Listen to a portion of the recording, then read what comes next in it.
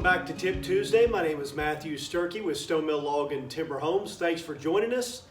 Last week we started a three-part series on tips for financing your log or timber frame home. We started talking last week about tips for pre-qualification. This week we're going to talk about tips for options on financing your log or timber frame home, and we're joined this week by a special guest, Kathryn Greenfield of Rural First.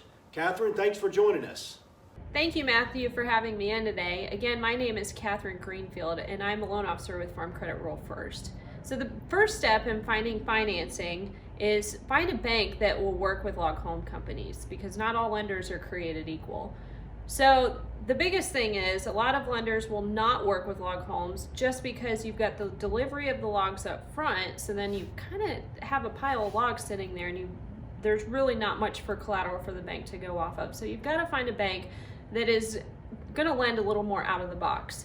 So the next step is getting pre-qualified and figuring out what your budget is. So that's a pretty simple process. You really just have to figure out a 3,000 foot view of what your financials look like and figure out what your assets and liabilities are on paper, and then go from there and figure out how much you're willing to spend on building a log home.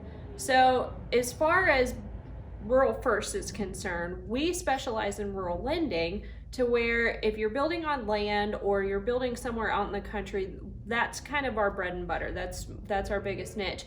I do specialize in a particular area, mostly in the Southeast and in the Midwest, but we do have territory beyond that. So if you're not building in those areas, I can definitely find a connection for you and try to help you get financing in those areas. If you have further questions about financing or are interested in getting pre-qualified with Farm Credit Rural First, feel free to contact me at 865-299-3637 or reach me by email at kathryn.greenfield@rural1st.com. Thanks for having me in again today. Thanks again, Kathryn, for joining us today for Tip Tuesday. That's really helpful information for our audience and for our viewers. Thanks so much for your time.